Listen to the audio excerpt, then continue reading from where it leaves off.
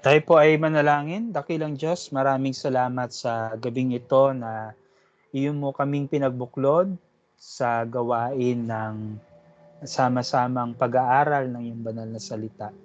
Salamat sa maghapon mong paggabay at pagbibigay kalakasan sa amin upang matugunan namin, magampanan namin ang mga tungkulin na aming kailangang harapin sa buong maghapon. Dagdagan mo pa ng lakas kami, O Diyos, sa gawain na ito. Bigyan mo kami ng karunungan na nagmumula sa iyo, na siyang magbibigay daan upang buksan ang aming isip at puso sa pag-unawa namin sa mga bagay na aming pag-aaralan ngayong gabi sa Bible study na ito. Nawa ang iyong banal na presensya ang siyang manguna sa amin at ganun din mangusap sa amin upang ang mga aral na ito na aming pag-aaralan ay magbigay ng panibagong buhay at paghuhubog sa aming pagkatao bilang isang individual at lalo tigit bilang isang mananampalataya ng aming Panginoong Hesukristo.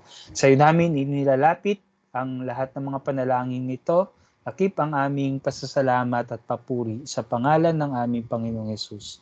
Amen. Yan. Mapagpalang gabi po ulit sa ating lahat. So far po ba maayos yung aking audio? I-check ko lang po. Malinaw. Malinaw, Pastor. Malinaw, okay. Sige. Tayo ay magpatuloy sa ating Bible study. Hindi ko alam kung bakit yung iba hindi nakakapasok. Wala namang check ko lang po. Nakapag-seen naman yung iba. Anyway, sige po, tayo ay patuloy. Ang ating pag-uusapan nga ngayong gabi ay mga pangunahing uri ng panitikan sa Biblia, no? So, alamin natin ano ba yung mga major na literary genre sa Biblia. No, pag pinag-usapan natin yung literary genre, kung babalikan po natin yung ating napag-usapan last meeting, ay nalaman natin na ang literary genre ay mga uri ng panitikan. No? Meron silang iba't ibang forma, meron silang iba't ibang layunin sa pagkakasulat, meron silang iba't ibang mga pagpapahayag, no, nung paraan ng pagpapahayag ng kaalaman ng nais nilang iparating, no.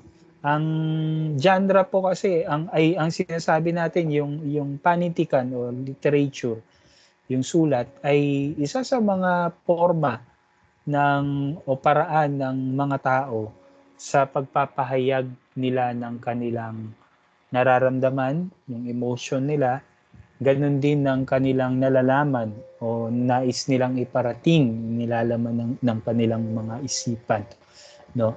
Parang walang pinagkaiba sa pag-awit, no?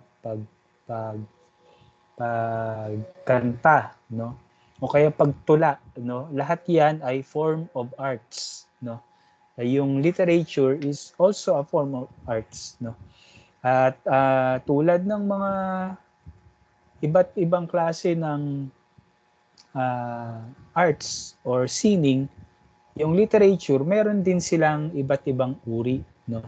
Meron silang iba't ibang genre, no? Tinatawag. So, pag-usapan natin yan, mga kapatid. Teka, parang may nakita akong nag-chat. Bakit hindi na sila makapasok?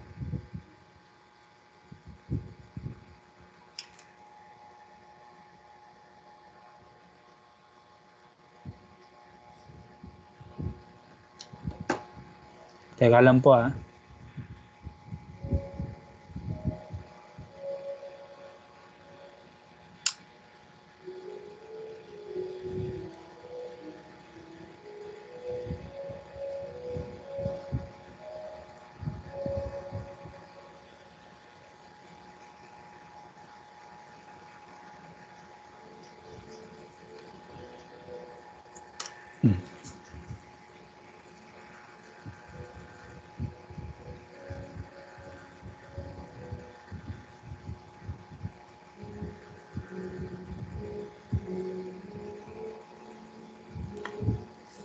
Naka-login ba kayo, Ate Fe? Oo, Pastor. Ikaw po, Ate Jonah. Opo. Baka kasi hindi naka-login to.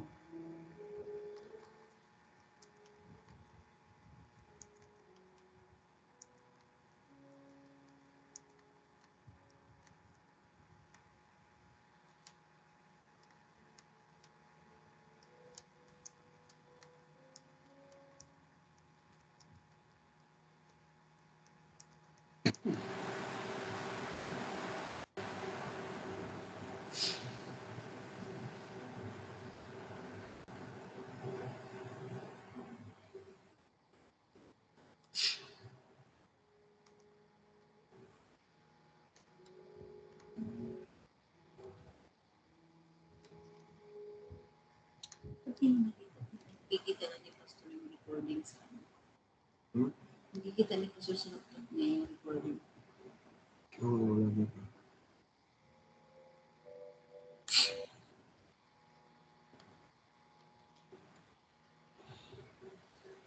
Sige, ayan, sinend ko na sa kanila.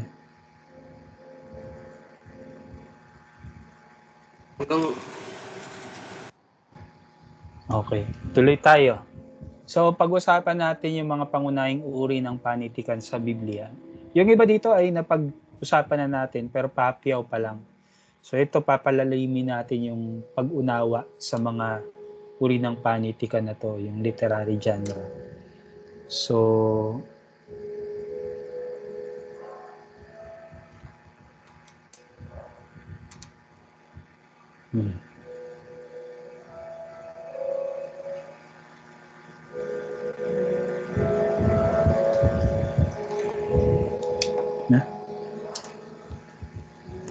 anyway, sige. Yung una ay yung historical narrative o yung tinatawag na kwentong kasaysayan. No? From the word itself, kasaysayan siya, tungkol siya sa kasaysayan. Ano yung mga pangunahing katangian na itong literary genre na to? Una ay ito ay tumatalakay, no? Isang kwento ng aktual na mga pangyayari sa kasaysayan, no?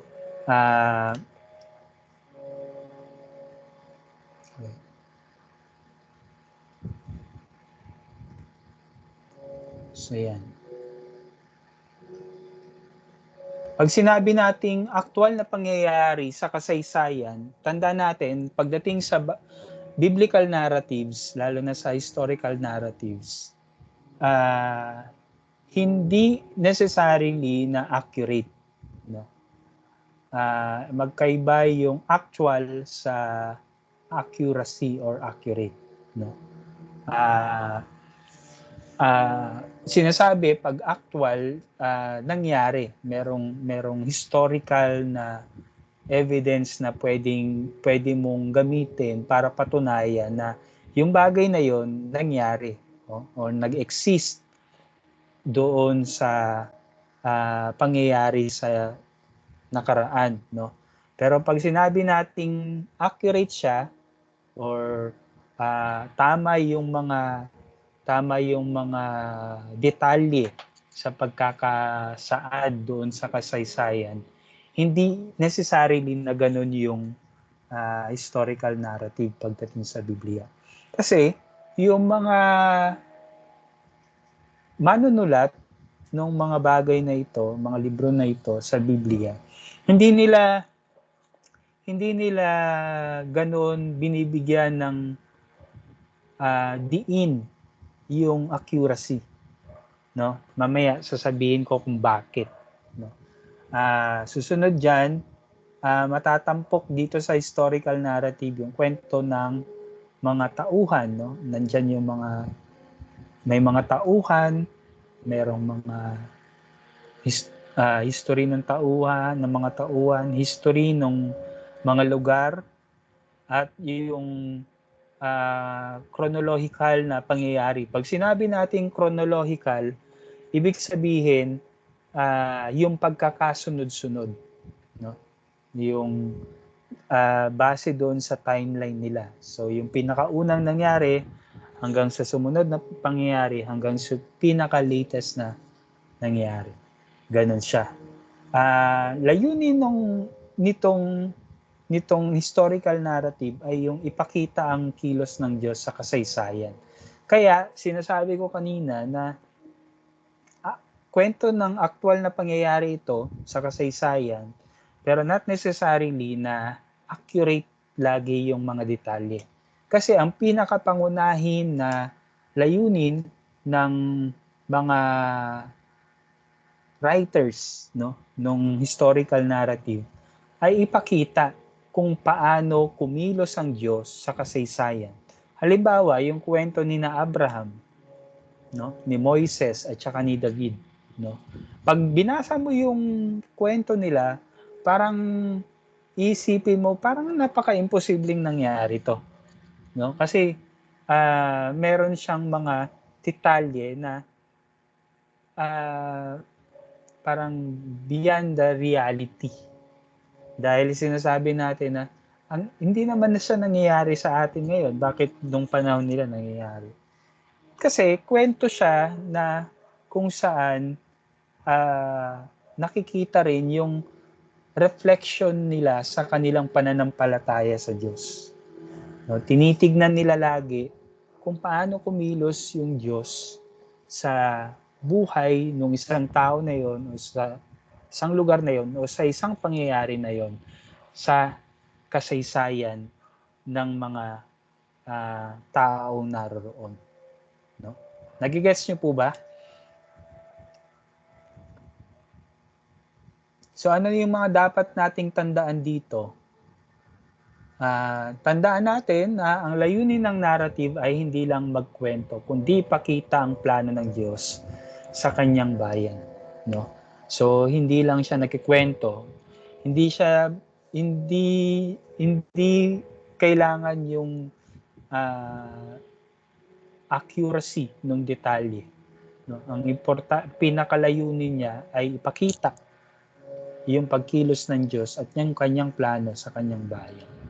No? Ano yung mga halimbawa ng mga libro na historical narrative o kwentong kasaysayan? So nandyan yung Genesis, mababasa natin dyan yung kasaysayan ng pinagmulan ng tao, no? At saka yung kasaysayan ng pagkakabuo ng bayan ng Diyos, yung Israel, no? Nandyan din yung Exodo, yung kasaysayan ng laya ng mga Hebreo mula sa pagkakaalipin nila sa Ehipto patungo doon sa Kanaan, kung saan ipinangako ng Diyos na ibibigay na lupa para sa kanila. Nandyan din yung libro ni Josue, no? Yung kwento ng pasok nila doon sa lupain na iyon. Mga hari at saka yung mga gawa. Kwento ng mga hari, ng mga naging hari ng Israel. Ganon din yung mga gawa, kwento naman ng mga buhay at mga gawa ng mga apostol ng Panginoong Hesus. Okay? May tanong? Wala pa. Pag may tanong kayo, magsabi lang po ha. Yung pangalawang uri nung panitikan, pangunahing panitikan sa Biblia, yung law o kautusan, no? Dito sa kautusan, no, matatampok yung mga utos at regulasyon ng Diyos sa Israel. Ito ay naglalaman ng moral, civil and ceremonial laws, no? Pag sinabing moral, Ibig sabihin yung values mo, no? Yung paghuhubog sa iyong kalooban, sa iyong pagkatao. Yung civil naman, yung pakikitungo mo sa iba, sa kapwa mo. At yung ceremonial laws naman, usually yan sa mga priest, sa mga Levites, no? Yung kanilang mga batas, panuntunan sa pagpapanatili ng kabanalan ng kanilang sarili. Ganun din yun kahit yun applicable din yun sa mga ordinaryong tao, lalo na sa kanilang pagkikitungo sa Diyos, no? Kapag sila ay nagkasala, ano yung mga kanilang kailangan gawin para i-appease, no, yung kanilang kasalanan sa Diyos. Dapat natin tandaan dito sa uri ng panitikan na to na hindi lahat ng batas sa lumang tipan, kasi usually nasa lumang tipan to, no? Hindi lahat ng batas sa lumang tipan ay direktang naaangkop sa Kristiyano ngayon.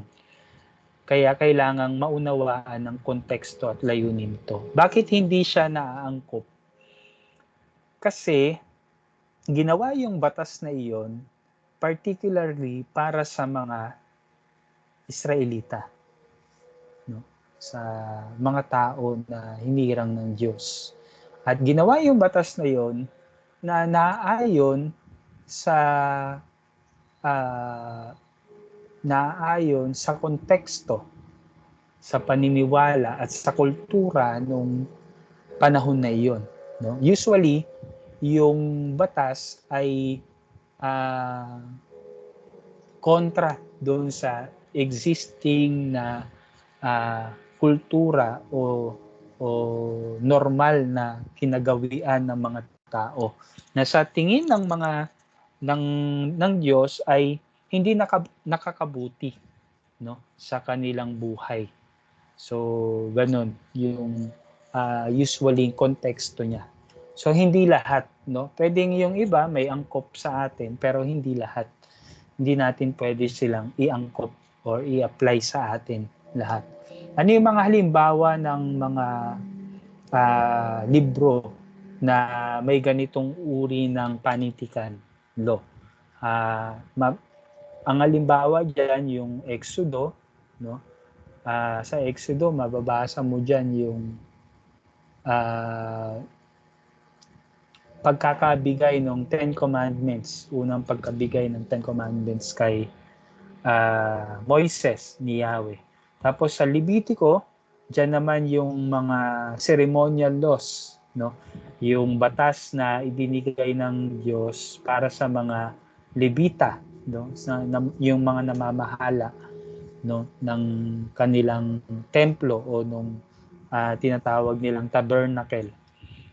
Mababasa rin yan sa yung bilang din, mababasa rin yung ganitong uri ng panitikan sa aklat ng bilang o numbers at saka yung Deuteronomio o Deuteronomy. Okay? So yan. Pangatlo ay yung poetry, no? So yung poetry, katulad ng pagkakaalam natin sa uri ng panitikan na to, gumagamit siya ng matalinghagang pananalita, no? Ano ba yung mga matalinghagang salita na maaari mong mabasa sa isang tula o panulaan, poetry? Hindi nga, meron ba kayong nalalaman?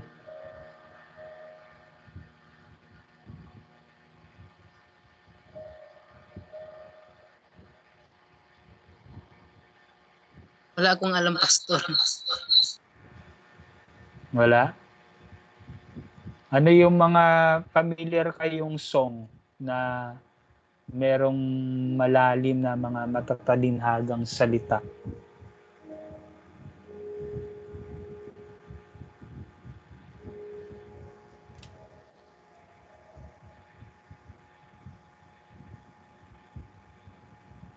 Na-blanco. Nag-send po si Kuya Rafael. Na ano po? Yung hindi sila makapasok. Hindi ko na po magagawa ng paraan yun kasi sinendan ko naman na sila ng link. Pero di ba, Pastor, pag nag-send kayo ng link, automatic naman, pero as guest sila. Hindi ba ganun yun? Hindi ko nga alam kung anong ginawa nila. Sabi ko sa kanila, mag-login. Hindi ko alam kung nag-login sila, pero sabi nila hindi pa rin daw. Hindi ko na magagawa ng paraan. Naka-record naman to, Ate Fe, di ba? Oo, Pastor. Opo, Post ko na lang sa YouTube. I-send na lang doon.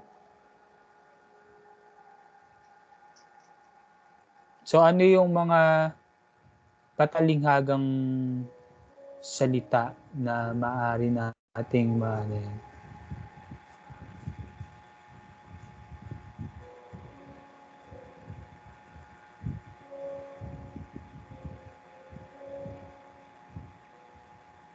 pwedeng yung salita na ang tulad mo ay parang rosas, di ba? Bakit kaya niya hinambing yung isang tao sa rosas? Ano bang meron sa rosas? No, usually ang tawag doon ay parallelism, no. Sa poetry, makakakita kayo ng maraming ganito. May parallelism, no. Ito yung pagsasabi ng parehong idea sa magkaibang paraan. Halimbawa yung awit 23, Psalm 23. Sinabi doon, ang Panginoon ang aking pastol. No, bakit kaya niya hinambing yung Panginoon sa isang pastol? No, ano yung gusto niyang iparating? So malalim yun, matalinghagang pananalita yun. Nagpapahayag ng damdamin tulad ng pagsamba, kalungkutan o pag-asa. So usually yung poetry ay pagsasaad ng kanilang nararamdaman, damdamin nila sa iba't ibang yugto ng buhay. Pwedeng pagsamba, pwedeng panahon ng kalungkutan, panahon ng pag-asa o panahon ng paghahanap ng pag-asa. So yan po yung poetry o yung tinatawag na panulaan.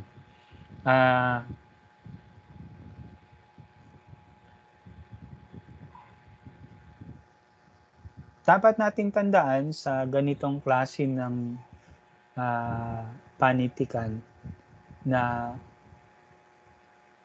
yung mga tula, no, sa Biblia ay may makulay na imahe at matalinghagang pagpapahayag. Huwag intindihin ng literal ang mga tayutay. Ano ba yung ibig sabihin ng tayutay? No. Halimbawa, ang Diyos ay aking bato.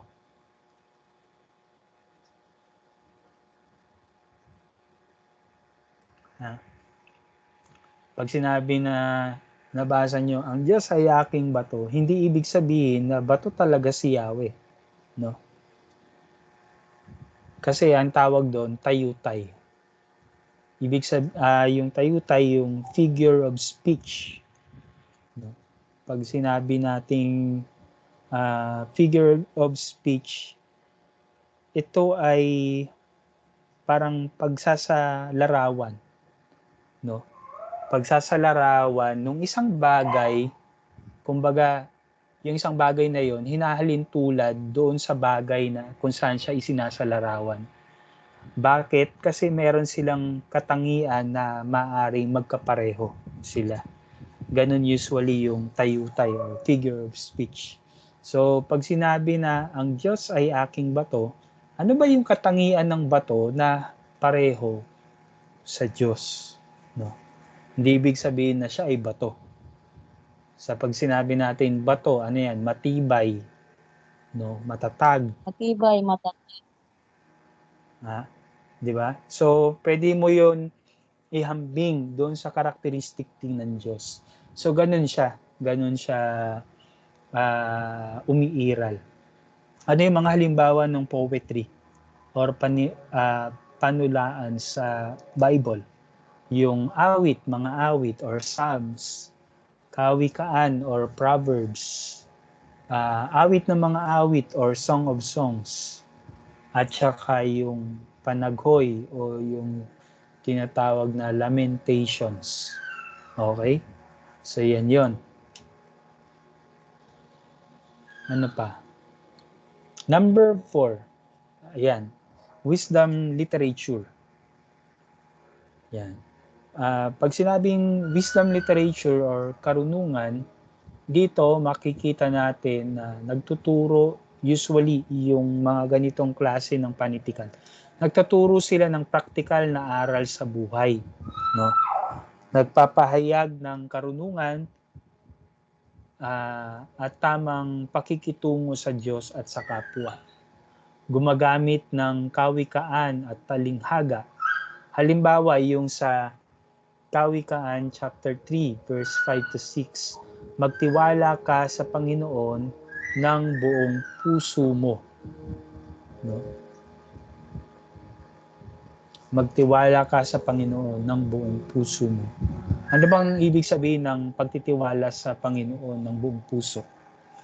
Matalinhaga din yan eh. So, ano ba yung pag sinabi na puso, ano bang kahulugan nun sa mga tao nung panahon na iyon? No? So, yun yung dapat inaalam natin. No? Ganun siya. Pero yung sentence din na to, yung phrase din na to, na magtiwala ka sa Panginoon ng buong puso, nagpapahayag to ng karunungan at tamang pakikitungo sa Diyos. Nagsasabi siya na mahalaga na nagtitiwala ka sa Diyos ng buong puso mo. Ano yung dapat tandaan natin pagdating dito sa ganitong klase ng literature? Ang wisdom literature, mga kapatid, ay pangkalahatang prinsipyo.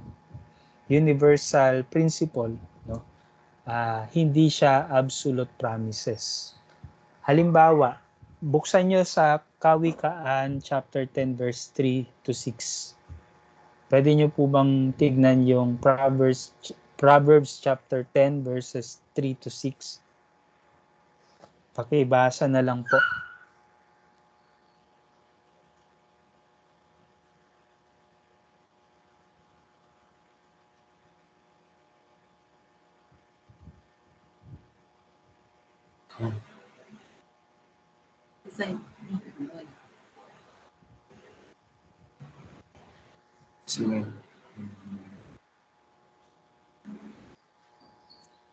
The Lord will not suffer the soul of the righteous to famish, but he casteth away the substance of the wicked. He becometh poor that dealt with the slack hand, but the hand of the diligent make rich. He that gathered in summer is a wise son, but he that sleep in harvest is a son that caused shame. Blessings are upon the head of the just, but violence cover the mouth of the wicked. Ayan. Anong sinasabi dyan ng Proverbs, no? Sinasabi dyan na yung matuwid, binibigyan niya ng kasiyahan, no? Yung masama, ginugutom niya. Yung tamad, maghihirap, magdarahop. Yung masinop, yung masipag, yayaman. Pero alam natin na hindi sa lahat ng pagkakataon ganun, di ba? So, kung titignan natin, pag binasa natin yung Proverbs, tapos tinake natin siya na, ay, ito yung pangako ng Diyos, ito yung sinasabi ng Bible sa Proverbs, ganito, ganyan. No? Mamamali ka na agad kasi yung binasa mo is wisdom literature. Hindi siya nagsasaad ng absolute promise ng Diyos. Ito ay pananaw ng sumulat patungkol sa kung ano yung pangkalahatang prinsipyo na umiiral sa mundo. No? Maring hindi siya laging ganon, yung kalakaran, pero darating at darating yung time. Yung tamad, maghihirap, yung masipag, uunlad yung buhay. Di ba? So yun yung ganun siya dapat natin i-take yung wisdom literature. Okay? Hindi siya dapat rin literal. Halimbawa nito ay yung Kawikaan, no? At saka yung Ecclesiastes at saka yung Job, no? Yung Job ay wisdom literature din siya, pero meron din siyang ibang ibang genre. Kasi nga sabi ko sa inyo, nag-overlap yan eh. Meron siyang parang mix na uri ng panitikan. Okay? Number 5, ito yung pinaka-controversial sa lahat. Prophecy o yung pahayag ng propeta, no? Ano yung dapat nating malaman dito sa prophetic literature? Dito, natatampok yung mensahe ng Diyos sa kanyang bayan sa pamamagitan ng propeta. Usually, ang prophetic literature ay sulat o akda ng mga kinikilalang propeta ng Diyos sa panahon nila. Sa pananaw ng mga socio-historical and cultural, sa pananaw ng socio-cultural and historical context, itong prophetic literature ay tinuturing din na resistant literature. Ano bang ibig sabihin ng resistant literature? No? Yung resistant literature ay tumutukoy sa mga sulatin o panitikan na nagsisilbing anyo ng protesta o pagkontra laban sa umiiral na sistema ng kapangyarihan, katiwalian, kasamaan, o paniniil o yung tinatawag nilang oppression. Ito ay madalas na ginagamit upang magbigay boses sa mga inaapi, no? Upang palayain ang isipan ng mga inaapi o pukawi ng kamalayan ng lipunan upang manindigan para sa katarungan at katwiran. So, ganun yung prophetic literature. Bakit maaaring ituring yung resistant literature? Maaaring ituring na resistant literature ang prophetic literature. Una, kasi ito ay madalas na naglalaman ng panawagan sa reforma at katarungan, no? Ang mga propeta ay madalas na tumutuligsa sa mga kasalanan o kasamaan ng bayan, lalo na ng mga pinuno, ng mga hari, saserdote at mga mayayaman. Halimbawa, yung sa Amos chapter 5 verse 24, no? Nakalagay doon. Ngunit bumalong nawa ang katarungan na parang tubig at ang katwiran na parang isang umaagos na ilog. So, dyan mo makikita yan. Kaya, kung tutusin, yung Bible, mga kapatid, hindi mo pwedeng ialis dyan ang politika. Marami mga conservative na sinasabi nila na wag na nating pasukin yung politika sa simbahan. Kasi, ang dapat na pinag-aaralan, pinag-uusapan lang natin ay yung makalangit na bagay. Hindi pwedeng ganun. Kasi, ang Biblia, naturally, nandoon sa sinasaklawan niya yung ganong klaseng aspeto ng buhay ng tao sa daigdig, no? At nakikialam siya sa kalagayan ng politika ng mga tao, no? Kasi siya yung nagtatatag ng pamahalaan, di ba? So ganun siya, no? Ano pa? Ganun din, resistant literature, yung prophetic literature, kasi madalas naglalaman din ito ng pagkontra sa struktura ng kapangyarihan, no? Ano ba yung madalas na mababasa natin dyan? Madalas, binubunyag ng mga propeta ang katiwalian ng pamahalaan, maging yung sa religious leaders, no, nung panahon nila, reliyosong mga liderato. At ang kabiguang gampanan ang tungkuling pangkalinga sa mga mahihirap, ulila at balo. At ganun din, mababasa rin natin yung pagtindig para sa mga inaapi. Importante yan. Ang mga prophetikong aklat ay kadalasan naglalaman ng mensahe para sa mga inaapi, mga bihag, mga biktima ng gera, mga mahihirap, at mga dayuhan.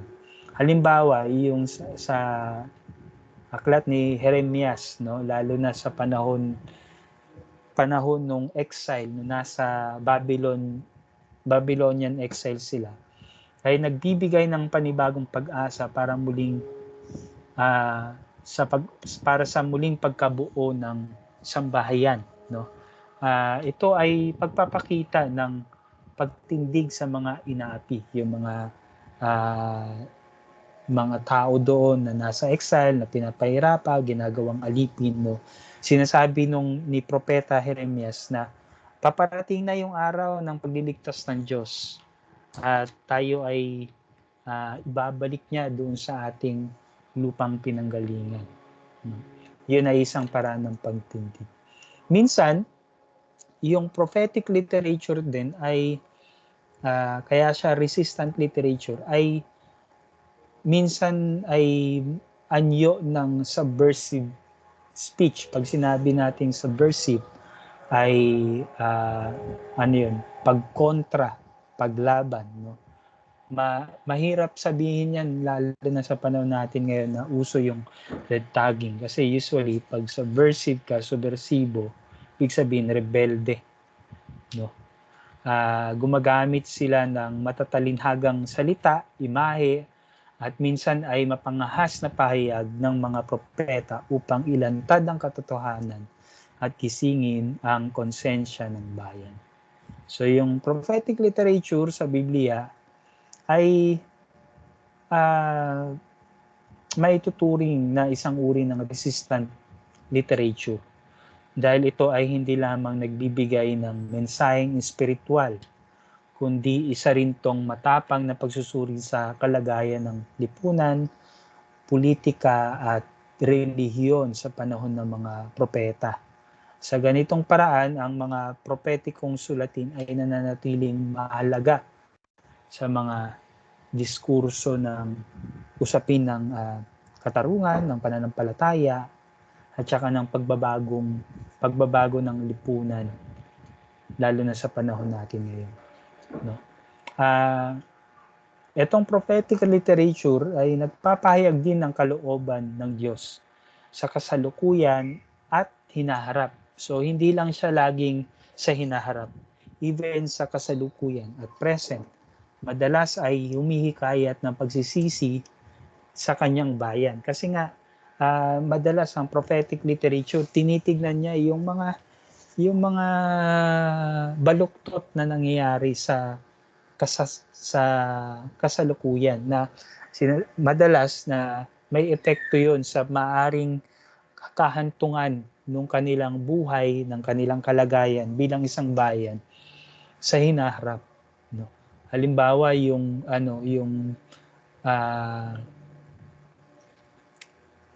pagsamba nila sa Diyos-Diyosan, no, na kung naalala niyo yung isang naging mensahe ko tungkol diyan, no. Yun yung nakikitang isang dahilan kung bakit sila nabihag ng Babylonian Empire.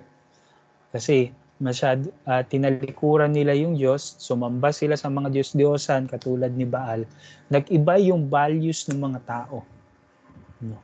At yun ay naging daan sa kanila para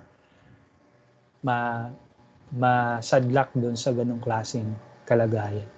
Ano yung mga halimbawa ng prophetic literature?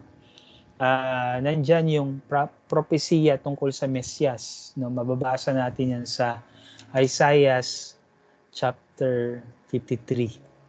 Ano yung mga dapat nating tandaan sa ganitong uri ng panitikan? Ang ilang propesiya ay natupad na, no? Tandaan natin yan. Habang ang iba ay may kinalaman sa hinaharap. So, wag natin laging isipin na itong mga bagay na to ay hindi pa natutupad, so mangyayari pa siya. Maraming mga tao masyadong fascinated pagdating sa prophetic literature. Nagbibigay sila ng sarili nilang interpretation. Pero karamihan ng mga prophetic writings, mga kapatid, isinulat para sa mga tao nung panahon na naisulat ito. Hindi siya para sa panahon natin.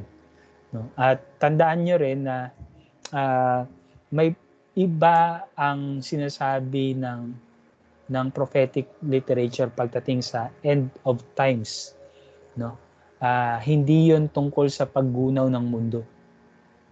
Pag sinabing end of times, ibig sabihin, pag sinabing end of times, pagtatapos ng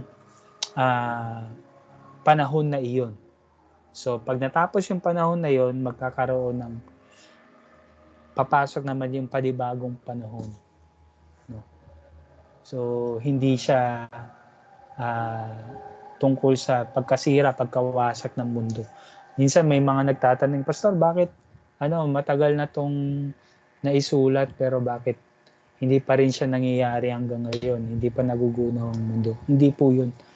Mali po yung understanding na yun ng mga taong ganun sa prophetic literature. Kasi sinulat siya para doon sa mga tao na nandun sa panahon na yun. At ang tinutukoy na pagwawakas ng panahon ay yung panahon na iyon na kung saan sila ay namubuhay. Hindi yun abot sa panahon natin. Okay? Pang-anim. Yung pang-anim naman ay tinatawag na gospel or ebanghelyo. Ano bang makikita dito sa gospel? Yung gospel, meron tayong 4 na gospel, di ba? Sa Bible. Sa New Testament, makikita yan.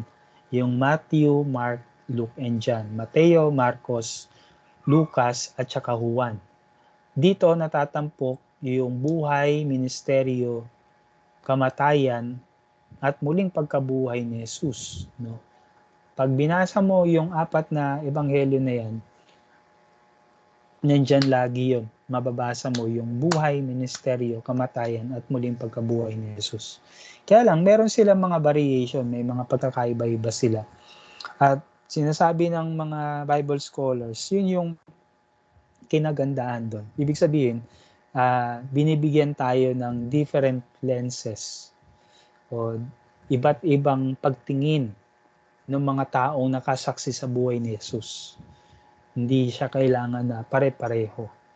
Okay?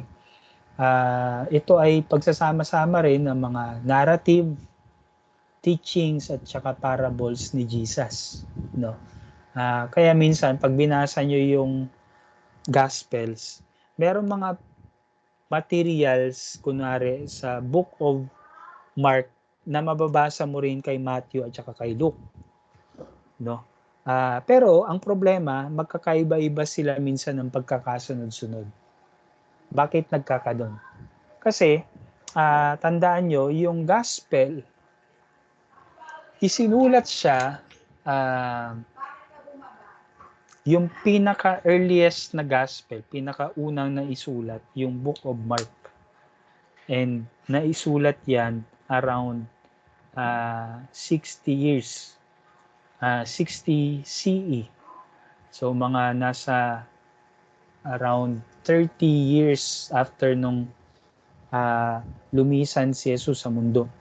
So imagine mo yung 30 years, naalala nila yung lahat ng mga nasaksihan nila na aral at saka turo o pangyayari sa buhay ng Panginoong Jesus. No? At saka usually yung gospel, hindi siya parang katulad ng historical writings.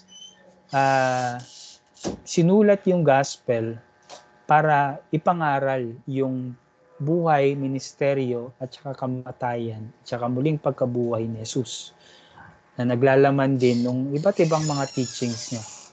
No? Halimbawa yung sermon sa bundok, sa mababasa niyan sa Matthew chapter 5 verse 7. Diyan mababasa nyo, halos yung Sermon on the Mount ay compilation daw ng mga teachings ni Jesus. No? Compilation siya. So, kaya siya ganun kahaba. Kasi usually, compilation siya. Tapos makikita nyo, parang wala masyad, yung iba, parang walang connection dun sa mga ibang parte. Pero kasi trinay ng mga gospel writers na isulat siya, i-compile siya ng isang bahagi doon sa kanilang sinulat na ebanghelyo. Ano yung dapat nating tandaan sa ebanghelyo? Ang mga ebanghelyo ay may kanya-kanyang focus, no? Halimbawa, si Mateo, ang audience niyan ay sa mga Hudyo, no? Mga Hudyo yung ang kanyang tagapagbasa, ang kanyang audience. Sa kanya, ipinapakita niya si Jesus bilang hari, no? Bilang hari, bilang king, bilang katuparan ng pangako ng Diyos sa kanyang propesiya, sa kanyang yung mga prophetic writings na nagsasaad ng pangako ng Diyos na siya ay magpapadala ng kanyang sugo. Sa Marcos naman, usually yung ebanghelyo na to, maikli siya pero puno ng aksyon, no? Kung papansinin mo yung Book of Mark, maliit lang siya, ilang chapter lang siya. Tapos yung kanyang pagkakasulat, parang sunod-sunod usually yung mga pangyayari, ang bilis ng pacing. At yung audience niya para sa mga Romans, no, mga Romano. Si Lucas naman, mas detalyado yung kanyang writings at yung kanyang audience ay mga hentil in general, no? Kay Lucas din, halos pareho siya nung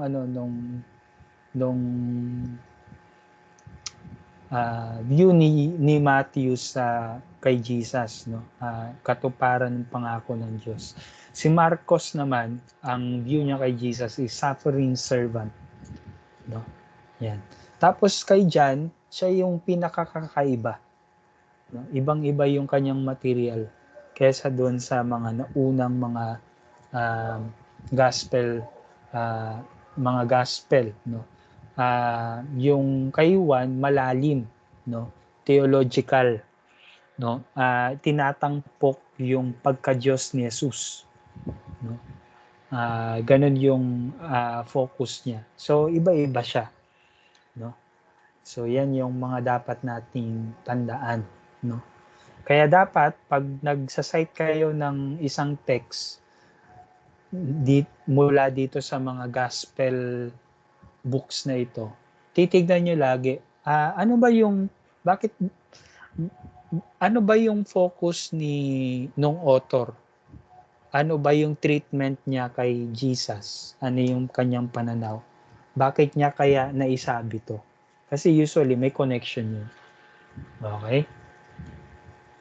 Halimbawa yung sa John, no, sinasabi niya na ang salita ay naging tao, no?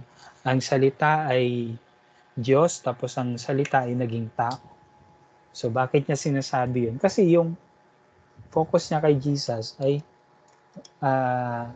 yung kanyang pagka-Diyos. Okay? So yan, gospel.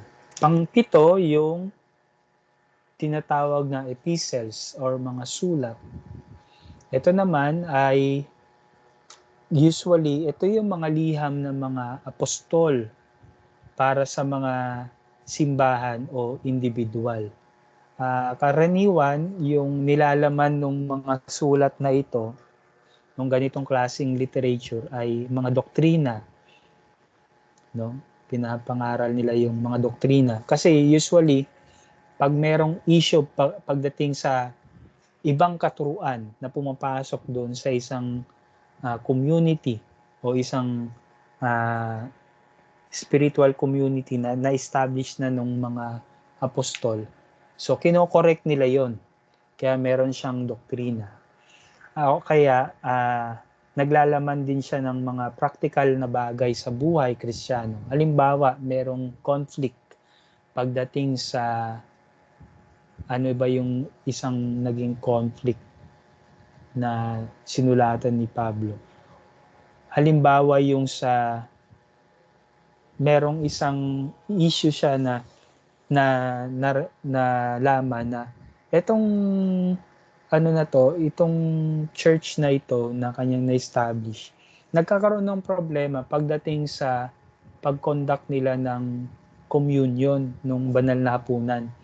Kasi madalas nawawalan na ng iba yung iba ng tinapay at saka ng inumin.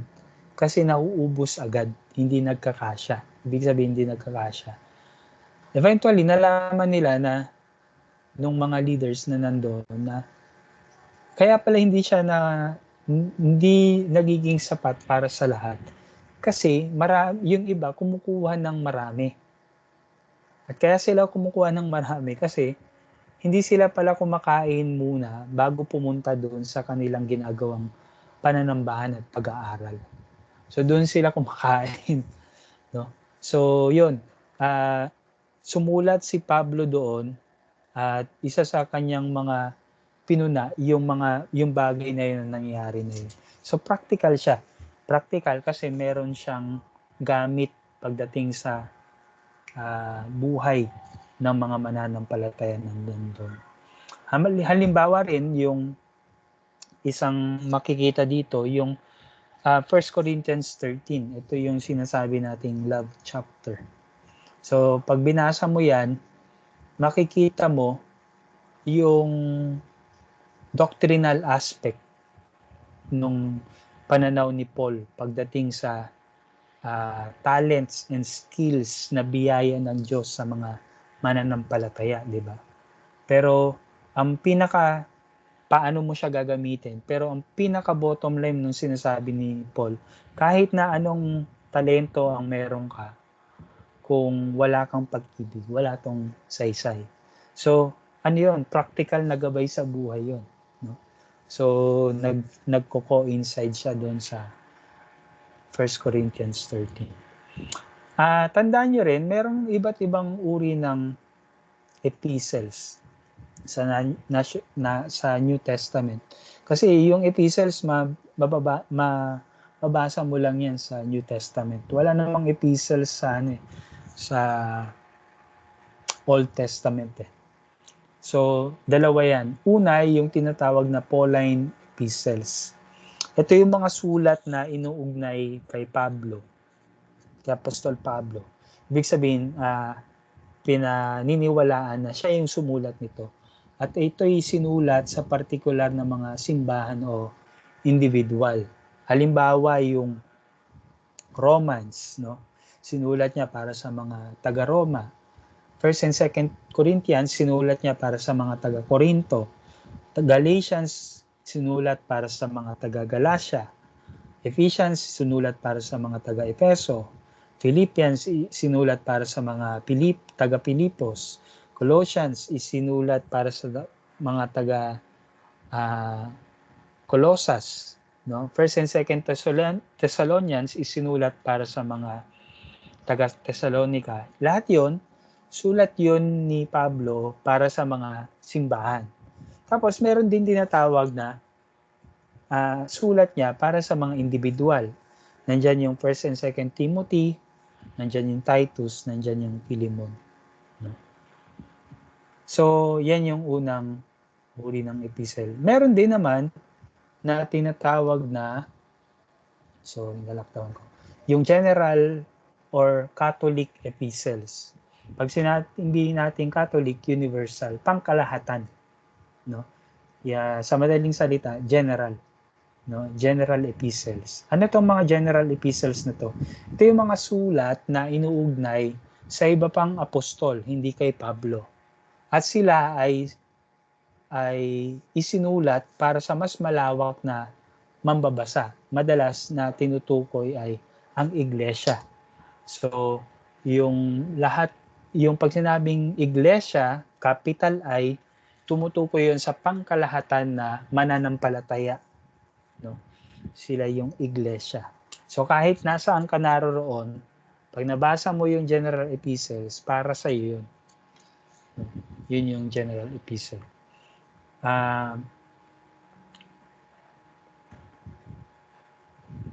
Yan. Tapos, maganda rin na minsan pagtuunan nyo rin ng pansin na yung mga Pauline epistle, meron iba't ibang panahon kung saan siya naisulat ni Pablo.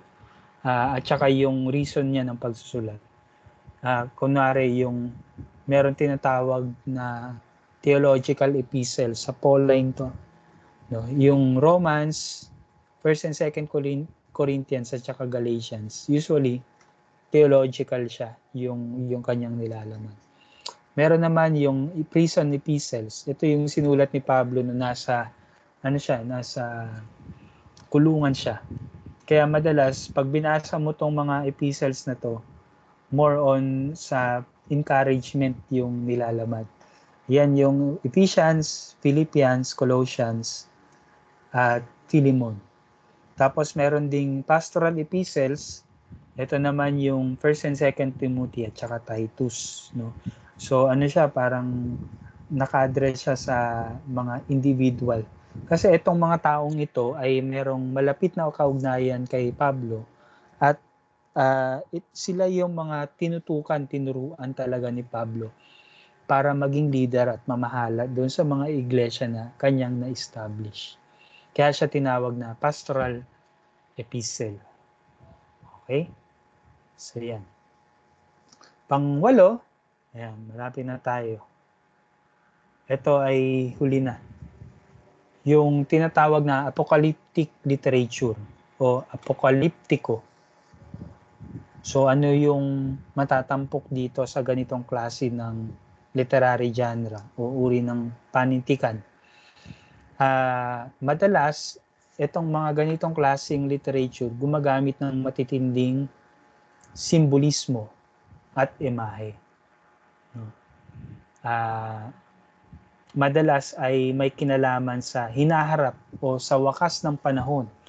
Diba, sinabi ko kanina yung wakas ng panahon or end times ay hindi tumutukoy sa pagkagunaw ng mundo.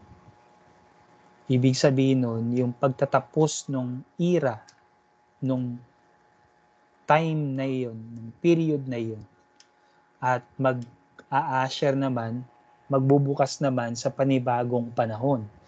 At madalas sa ganitong klaseng literature, ipinapakita yung labanan ng kasamaan at saka ng kabutihan. At lagi sa huli ay ipinapakita ang pagtatagumpay ng Diyos, no? Ang pamamayani ng kabutihan, ng katarungan ng Diyos. Halimbawa ng writings na ito yung Apocalypse 21, Revelations chapter 21, or tinatawag ding pahayag, no? Chapter 21. Ito yung tungkol sa bagong langit at lupa, no? New heavens and new earth, no? Yun. Ano yung dapat nating tandaan dito? Tandaan natin na ang apokaliptikong panitikan o apocalyptic literature ay hindi dapat intindihin ng literal, kundi ayon sa simbolismong ginamit ng may akda. Hindi rin siya dapat i-take natin na isinulat para sa atin, no? Kaya maraming mga naglilipada na iba't ibang mga interpretation pagdating sa Revelations. Na ganito daw yan, yung 666, tungkol yan sa microchips. Nung sinulat naman yung libro ng Revelation, wala pa namang ganun, no? So nagbibigay sila ng ibang interpretation na hindi inaalam kung ano yung konteksto. Ano yung pangyayari sa panahon na yun na naisulat yung libro na yun. Halimbawa sa mga libro sa Bible na apocalyptic literature, yung Book of Daniel sa Old Testament yan, at saka yung Pahayag o Revelation sa New Testament. Yun yung pinakahuling aklat. Okay? May tanong?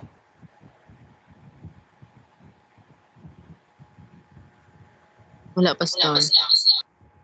Wala. Ako may tanong ako. Ano yun? Ayaw niyong magtanong ha. Tatanungin ko ngayon. Ayan. Ano ang pinagkaiba ng prophetic literature sa apocalyptic literature?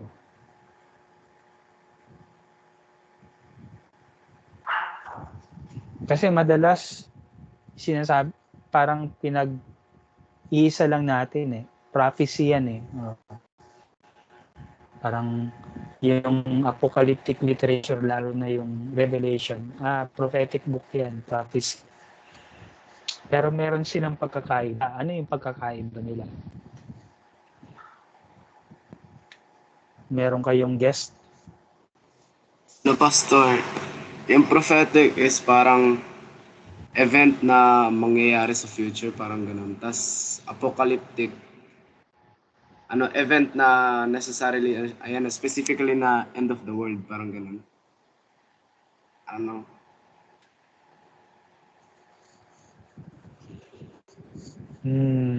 Hindi. Sibet daw. Pero kasi yung apocalyptic literature, meron din siyang ganong klaseng pagtingin, yung maaaring mangyari sa hinaharap. Or yung tinatawag nilang immediate future, ang tawag nila dyan. Meron si Yvette? Sagot?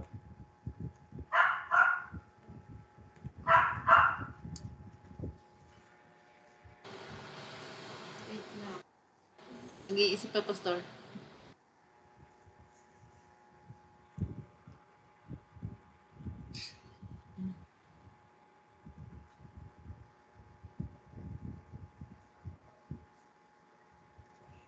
Anong pinagkaiba niya?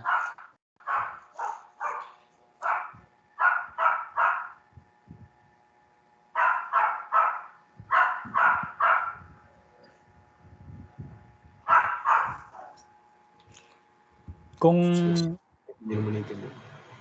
na-take note nyo yung discussion natin kanina sa prophetic literature, nakuha nyo na yung gist nun.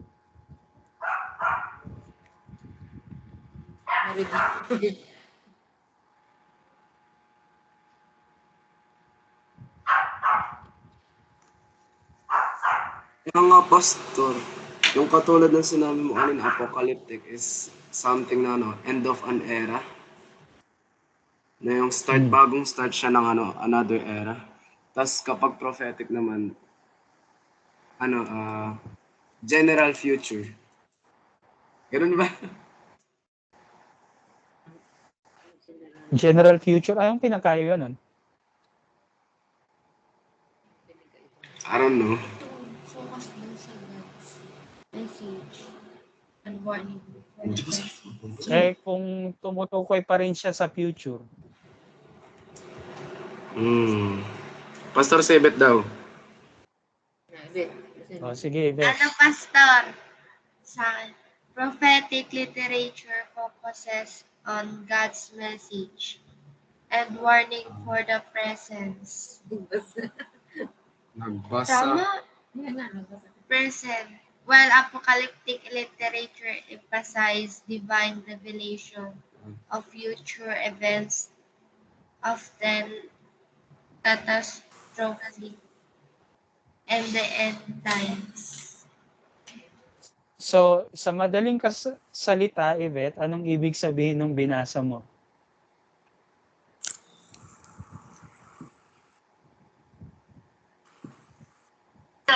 Ano, Bet? Anong pinagkaiba? Sa yung prophecy Ay, nakapasok Mensahe pala. ng Diyos. Ano pa sa Nakapasok pala dito sila Ate Gemma. Okay. Yvette, ano? Hindi niya matagalog, Pastor eh. Natagalog daw muna niya. Sige, balikan ka namin. May iba pang sagot? May ibang hula? Ate Gemma?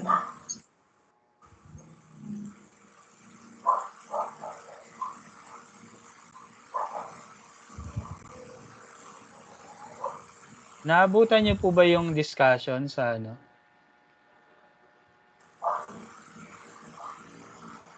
Prophetic literature. Si Ate Jonah. Ate Jonah, patay-tay. Hindi po kasi po dito, parang, di po ba sabi niyo po dito sa prophetic is, or prophetic is yung pahayag ng mga propeta. So it means para sa, yung nasulat ko po kasi, di ko po alam kung tama, is yung pagbubunyag, sabi niyo po is pagbubunyag ng katiwalian na nangyayari, di ba? And yun po, yun po yun. Parang sila po yung sila po yung naninindigan para po sa justice para sa mga tao na kumbaga yung kasalukuyang nangyayari, I mean at present na nangyayari. Parang gano'n. Sila po yung lumalaban sa katiwalian na nangyayari sa kahit sabi niyo nga po, 'di ba, kasama na yung sabi niyo nga po is yung usapin sa simbahan is connected ang political situation, 'di po ba? Nangyayari 'yon. So, sila po yung nagpapahayag ng katiwalian or nagbubunyag ng nangyayari. Okay, Tama po ba? yung apocalyptic. Prophetic yung Yung sinasabi mo, di ba? So ano yung Opo. apocalyptic? Yung apocalyptic naman po is ang na ano ko po dito is sabi niyo nga po is simbolismo na mga mangyayari sa hinaharap or sa future. Okay. Tama po. Basically, yun. Yun yung pinaka-gist nun. Yung prophetic and apocalyptic literature, kaya minsan nakakalito siya. Nag-overlap kasi siya. Kasi pag binasa mo yung Revelation, even yung Daniel, Book of Daniel, halos naman ano yan halos makakabasa ka pa rin ng prophetic writings diyan. Pero magkaiba yung kanyang purpose kasi. So tama yung nabanggit mo, Ate Jonah.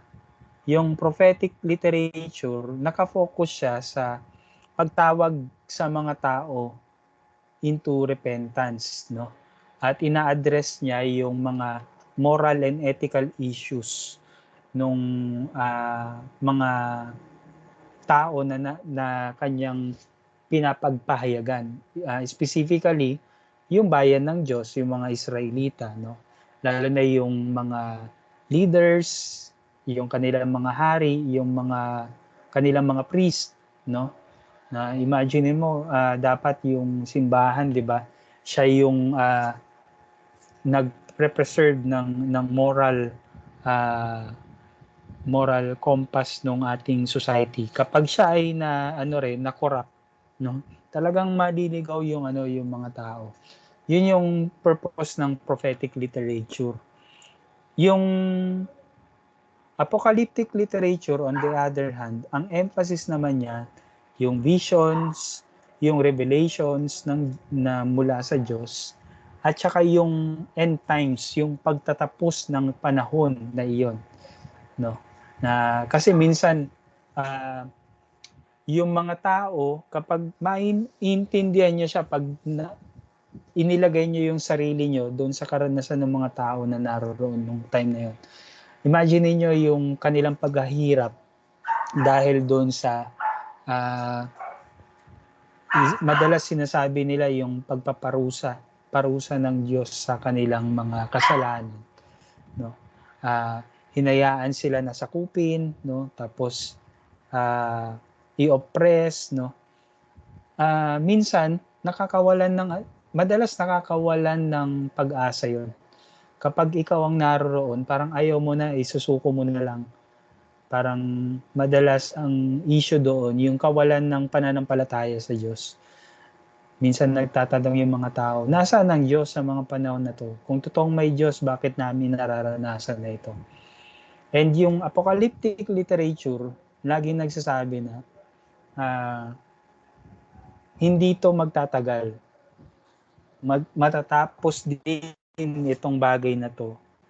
At uusbong yung panibagong araw, darating yung bagong panahon na ganito na mangyayari. Mababaliktad na yung sitwasyon. Mababago na yung sitwasyon. So, ganun yung apocalyptic, no? Magkaiba siya. Kaya,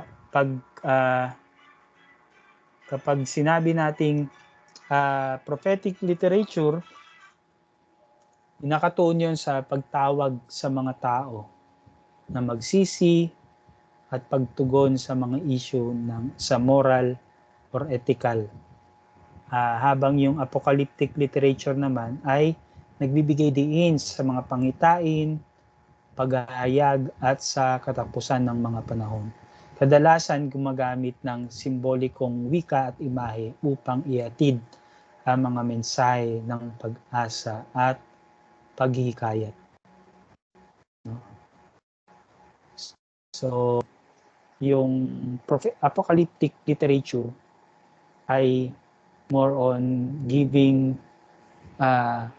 hopes at saka pagpapanumbalik ng pananampalataya ng mga tao. Yung prophetic naman more on sa pag-criticize doon sa mga maling gawain at pagtawag sa mga tao into repentance, pagsisisi. So, kita nyo yung difference niya, no? Pero, yan, madalas yan, nag-overlap yan. Pero mayroon siyang pagkakaiba, mayroon siyang iba't ibang ginagampanan. So, yan yung ating lesson for tonight. Meron po ba kayong mga tanong? Pastor, hindi ka raw marinig. Hindi ako marinig. Nawawala-wala ba yung audio ko? Hindi naman.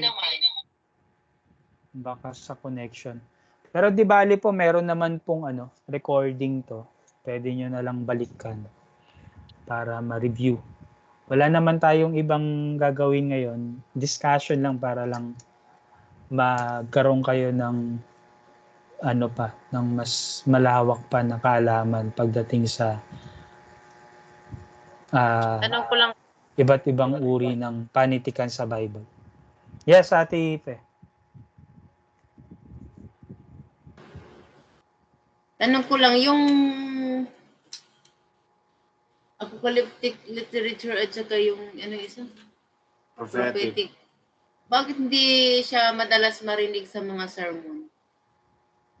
Bakit hindi siya madalas marinig ang prophetic literature? Yung apocalyptic. Apocalyptic. Siguro, hindi naman siguro hindi madalas. Pero, siguro sa simbahan natin. Pero kasi, ako personally, mahirap siyang unawain. Lalo na kung hindi mo siya inaaral ng mabuti. Ano yung konteksto niya, ganyan. Kasi kung gamitin mo siya nang hindi mong nalalaman yung purpose ng pagkakasulat niya at ano yung sinisimbolo ng mga images na yon. Kasi marami ang images eh. Magbibigay ka ng maling mensahe sa mga tao. So better kung hindi mo alam, wag mo na lang i-mensahe. Tsaka mo na i-mensahe pag alam mo na. Kahit ako personally, nung inaaral namin meron kaming subject Book of Revelation, naging isang course namin yan sa seminary, kinuha ko. Kasi interesting Doon ko lang naging nalaman na hindi pa siya hindi pala siya yung usual na pagkakaalam ng mga tao pagdating sa Revelation. Sinasabi nila, malapit na magunaw ang mundo, tapos darating na yung yung 666, yung tao na may 666 sa noo. Yung mga taong yan yung may mga microchip, etc., etc. Hindi naman ganun yun eh. So, better na pag-aralan muna siyang mabuti. At saka marami kasing mga tao na merong ibang pananaw pagdating sa Book of Revelation. So, ang hirap pag hinarapan mo sila ng pananaw na iba doon sa kanilang kinikilalang pananaw. So, baka mas maganda na pag-usapan siya sa ganitong setup na pwede kayong magtanungan, no? Mag-discuss. Kasi madalas kong marinig yan sa ibang mga sekta, yung mga mega churches na ganyan ang laging minimensahe nila. Apocalyptic. Oo. Pero Lalo na parang yung literal. Oo. lalo Literal na yung yung mga pagkakano. nagsasabi na malapit na magunaw ang mundo at kayo ay huhusgahan na ng Diyos, ganyan. Tapos ang sinasite nilang verse ay yung Revelations na hindi nila inaral mabuti kung ano yung context ng Book of Revelations. Kaya nga yung mga tao natatakot din. Ginagamit nilang panakot actually. Pero pag binasa mo yung Book of Revelation, sinulat siya sa panahon na kung saan matindi yung pang-aapi sa mga Christians ng Imperyong Romano. Tapos yan yung time din na sinunog ni Nero, yung mga merong sinunog si Emperador Nero, ganyan. So, tapos actually yung Book of Revelation ay pangitain na malapit na magwakas yung ganong klaseng era. Magkakaroon na ng bagong langit at lupa. Sa history, pag tinignan mo yan sa historical, yung kasaysayan na nangyari, kung mapapansin nyo,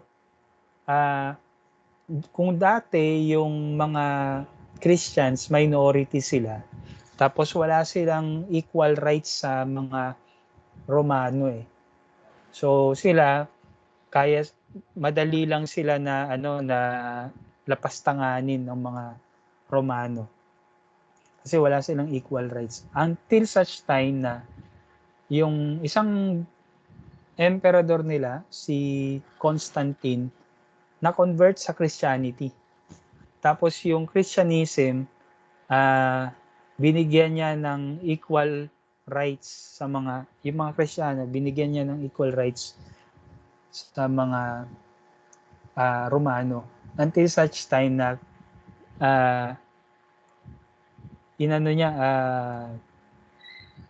parang dineclare niya na magiging state religion yung Christianism sa buong Roman Empire. Doon mas lalong lumawak yung Kristyanismo. Na kung tutusin, naging sila naging powerful Naging influential. So, ganun. Doon mo dapat tignan yung sa perspective na yun, yung context ng Revelation. Hindi siya tungkol sa paggunaw ng mundo.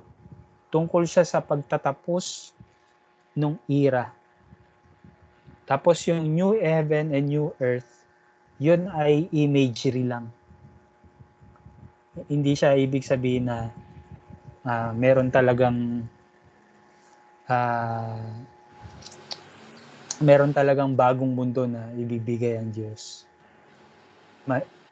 Iba dito sa mundo natin na to. Do tayo bilang mga Kristiyano kasama sa doctrine natin, sa paniniwala natin na lahat ng bagay na to matatapos. May hangganan talaga siya.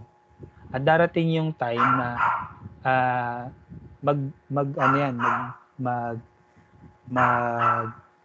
bibigay ang Diyos ng panibagong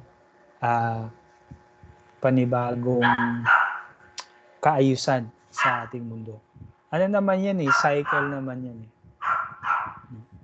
At naniniwala tayo na sa huli, kung ito man ay magunaw talaga yung mundo, merong bago na ibibigay ang Diyos.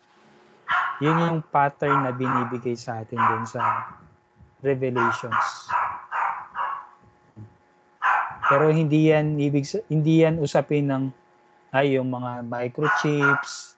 Pati nga yung nung panahon ng COVID, nasama yan naging umingay na naman yung tungkol sa sa mga ganyang usapin. Hindi po totoo yun.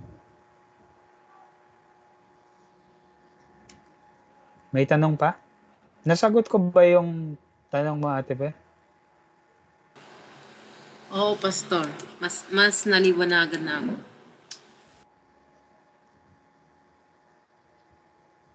May tanong pa?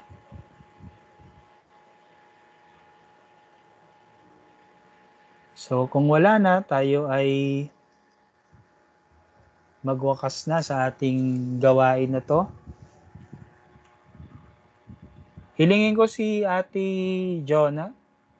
Pangunahan tayo sa closing prayer. Sige po, Pastor. Sige po, mga kapatid, tayo po ay manalangin.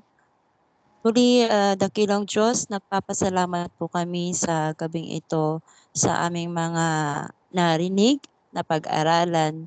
Salamat po, Panginoon, sa karunungan na inyong ipinagkaloob, Panginoon, sa aming Pastor Melvin, upang maipahayag sa amin ang ganitong pag-aaral.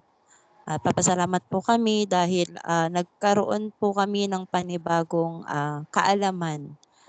Natuto po kami, Panginoon, sa mga dapat naming unawain at intindihin. Ang aming panalangin, Panginoon, nawa sa mga ganitong pag-aaral ay mas marami pa po kaming mga kapatiran na makasama upang mas mapag-igting at magkaroon ng pagkakaisa pang magtulungan sa pagpapahayag, Panginoon, ng inyong mga salita. At ganun din po, salamat po sa presensya ng bawat isa sa gabing ito. Nawa, Panginoon, ang mga narinig namin at natutunan namin ay hindi lamang po dito magtatapos.